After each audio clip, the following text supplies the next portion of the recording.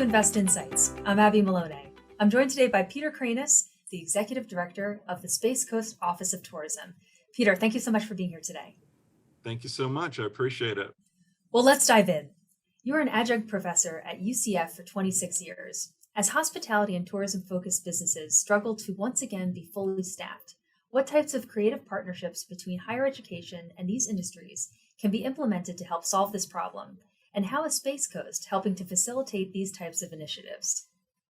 Yeah, I mean, it's a really interesting question. You know, staffing shortages are really not a result of just the pandemic. That might have accelerated things, but they're really a result of a massive shift in the workforce. And that's only going to increase as we move forward.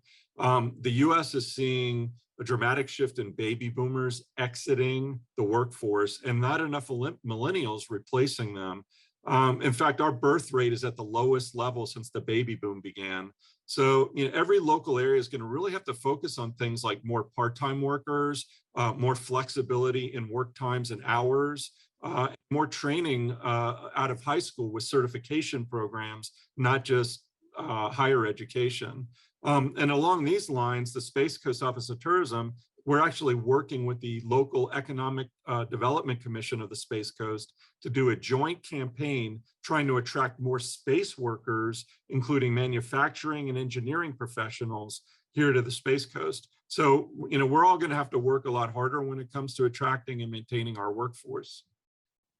When we spoke to you for our annual publication, Invest, you mentioned how the Space Coast's biggest differentiator is that a person can come and watch a rocket launch and watch humans go into space. How does your organization creatively leverage this asset of the region while still striking a balance of promoting the many other offerings of the Space Coast?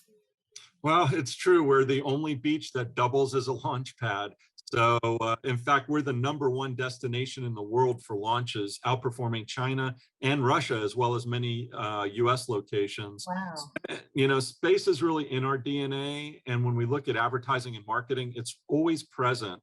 Our current campaign focuses on showing all the great things you can do in the Space Coast, but always showing some kind of launch or space element as well. The idea is you can do these great, amazing things, but you can also see a launch or learn about some great space-related thing. And that's really our creative out-of-the-box idea.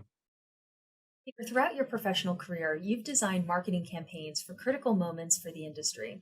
Using your experience, what do you believe are some of the most successful and creative ways in which marketing professionals can promote tourism in times of crisis? Well, you know, I can tell you I've been in this business a very long time, and I've had to do post-recovery campaigns for economic downturns, 9/11, hurricanes, but nothing could have prepared us for what we faced during the pandemic. Our business was literally down for an entire year.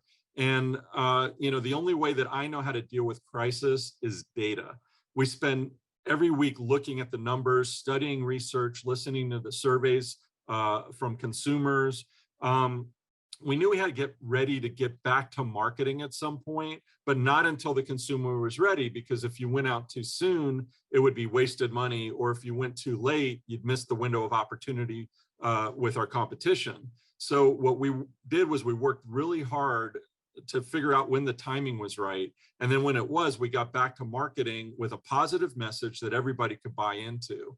The results were exactly what we wanted. And the year following that year of the pandemic, we not only got to pre-pandemic levels, but we exceeded them with our best year of tourism ever. So, you know, planning and research really go a long way to help navigate difficult times. And as we round out today's discussion, how would you define creativity, and what does that look like for the Space Coast and the tourism industry moving forward?